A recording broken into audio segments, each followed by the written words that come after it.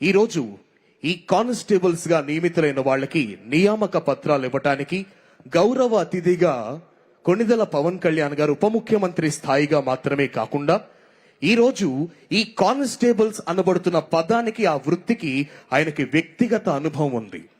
చిన్నప్పటి నుంచి తన తండ్రి ఒక కానిస్టేబుల్ కాబట్టి తండ్రి పడుతున్న కష్టాలు, తండ్రి పడుతున్న బాధలు, తండ్రి ఎదుర్కొంటున్న సవాళ్లన్నీ తెలుసుకొని ప్రజలు ఆ విధంగా ఉంటే, ప్రజలు ఏ విధంగా ఉంటే కానిస్టేబుల్స్ కి మేలు, పోలీసులు ఏ విధంగా ఉంటే ప్రజలకు మేలు అన్న విషయం యొక్క సంపూర్ణ సార్థకతతో నిలిచి ఆంధ్రప్రదేశ్ రాష్ట్ర ముఖ్యమంత్రి వర్యులు శ్రీ నారా చంద్రబాబు నాయుడు గారికి వెన్నుదండుగా నిలుస్తూ ఆంధ్రావనిని నవ్యాంధ్రగా, స్వర్ణాంధ్ర లక్ష్య సాధనలో ప్రధాన భూమిక వహిస్తున్నటువంటి విశిష్ట వ్యక్తి, ఈనాటి కార్యక్రమ గౌరవ అతిథి, మీలాగే ఒక కానిస్టేబుల్ యొక్క కుమారుడు, ఈ రోజు ఆంధ్రప్రదేశ్ రాష్ట్ర ఉప ముఖ్యమంత్రి అయినటువంటి శ్రీ కొణిదెల పవన్ కళ్యాణ్ గారిని వారి సందేశం అందజేయవలసిందిగా మీ అందరి కరతాళ ధ్వనుల మధ్య సాదరంగా సగౌరవంగా వారిని అభ్యర్థిస్తున్నాం.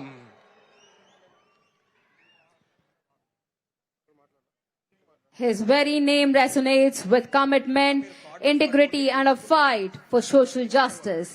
He is a leader who constantly inspires the youth to dream big and work with honesty for the state's future. Please put your hands together with a thunderous welcome to the Honorable Deputy Chief Minister of Andhra Pradesh, Sri Konidala Pavan Kalyan Kumar Garu.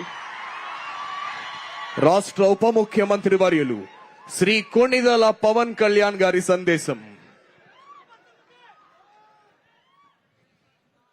గౌరవ ముఖ్యమంత్రి గారు అక్కడి నుంచి కాకుండా మీ మధ్యలో వెళ్ళి మాట్లాడమని నాకు సూచన చేశారు. ఎందుకంటే ఇది చాలా నా గుండెకి చాలా ఆత్మీయమైన సంఘటన. ఇది ఒక 3-4 సంవత్సరాల క్రితం మీరు ఎగ్జామ్స్ రాసి